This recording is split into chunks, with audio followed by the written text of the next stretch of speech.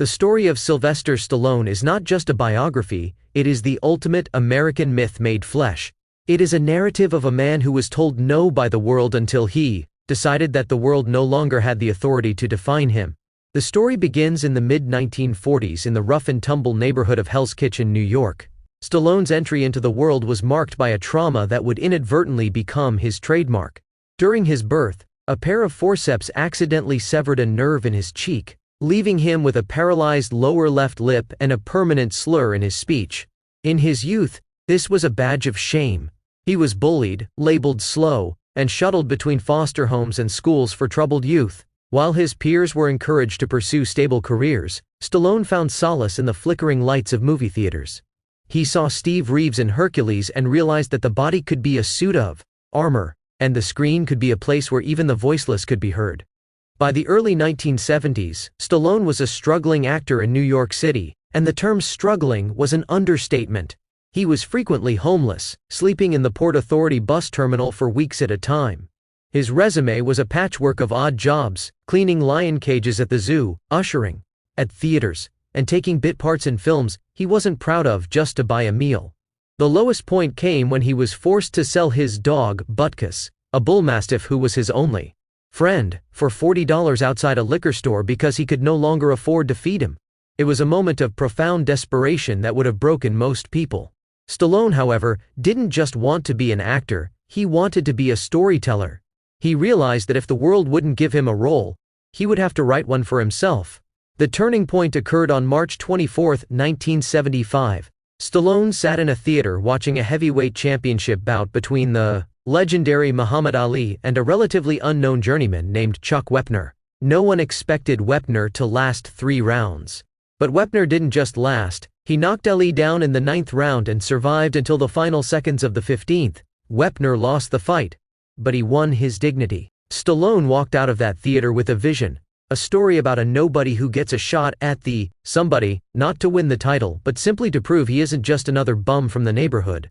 He went home and wrote the script for Rocky in a feverish 3.5 days. Stallone began pitching the script to Hollywood producers. The reaction was immediate. They loved the story. Producers Irwin Winkler and Robert Chartoff offered him $25,000 for the rights. For a man with $106 in the bank, this was a fortune. But Stallone had a condition: he had to play the lead. The producers refused. They wanted a bankable star, James Caan, Burt Reynolds, or Ryan O'Neal. They upped the offer to $100,000, then $200,000. Eventually, they offered him $360,000, nearly $2 million in today's money, just to walk away and let a real actor play Rocky Balboa.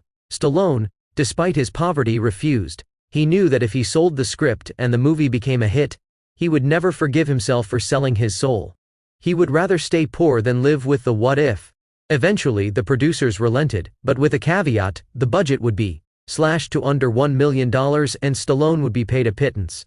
The first thing he did with his small paycheck?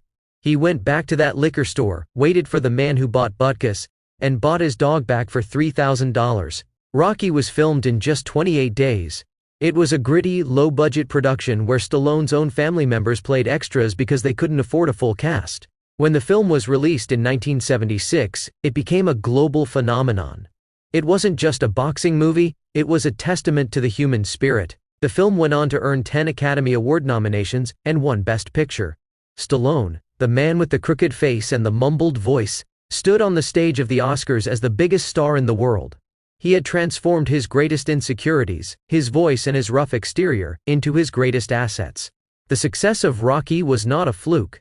Stallone proved his longevity by creating a second iconic franchise, Rambo. While Rocky represented the heart of the American dream, John Rambo represented the complicated, often painful reality of the American veteran. Through the 1980s and 90s, Stallone became one of the highest-paid actors in history. He didn't just act, he directed, produced, and wrote. He became a titan of the action hero era, a physical marvel who symbolized the larger-than-life cinema of the time. What makes Stallone's story truly remarkable is his resilience during the valleys.